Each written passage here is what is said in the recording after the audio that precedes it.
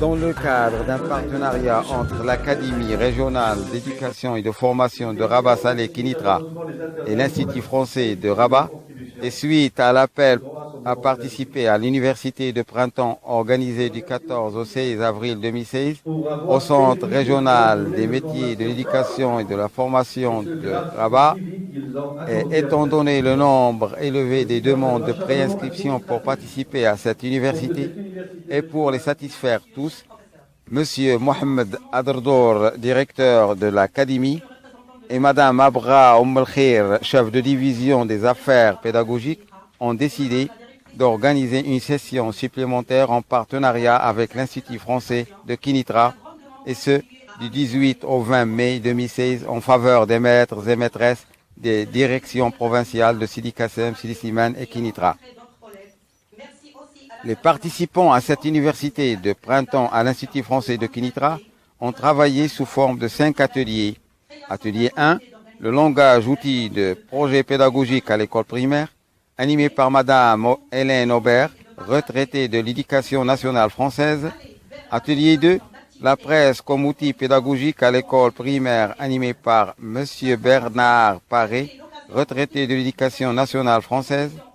Atelier 3, initiation à l'art de compter, animé par Monsieur Frédéric Calmès, spécialiste des arts de l'oralité. Atelier 4, l'apprentissage de la lecture pour les élèves débutants, animé par Monsieur Driss Sabir, ex-inspecteur de français du primaire. Atelier 5, utiliser la chanson française en classe, animé par Monsieur Christian Pariot, docteur en musique de l'Université de Toulouse.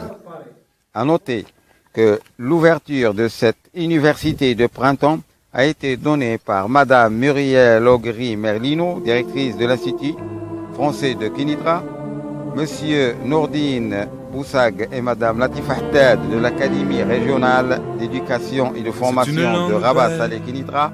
Avec des mots superbes qui portent son histoire à travers ses accents, où l'on sent la musique et le parfum des herbes, le fromage de chèvre et le pain de froment, et du Mont Saint-Michel jusqu'à la Contrescarpe.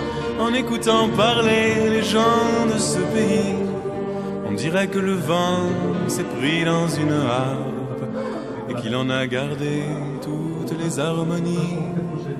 Dans cette langue belle aux couleurs de Provence, où la saveur des choses est déjà dans les mots, c'est d'abord en parlant que la fête commence. Et l'on boit des paroles aussi bien que de l'eau. Les voix ressemblent au cours des fleuves et des rivières. Elles répondent aux méandres, au vent dans les roseaux, parfois même au torrent qui charrie du tonnerre, en polissant les pierres sur le bord des ruisseaux.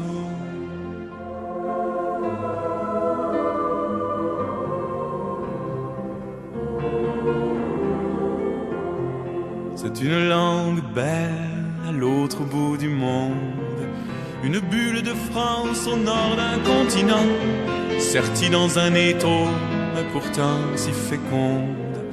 Enfermée dans les glaces au sommet d'un volcan, elle a jeté des ponts par-dessus l'Atlantique. Elle a quitté son nid pour un autre terroir, et comme une hirondelle au printemps des musiques, elle revient nous chanter ses peines et ses espoirs, nous dire que là-bas, dans ce pays de neige, elle a fait face au vent qui souffle de partout, pour imposer ses mots jusque dans les collèges. On y parle encore la langue de chez nous. C'est une langue belle qui sait la défendre.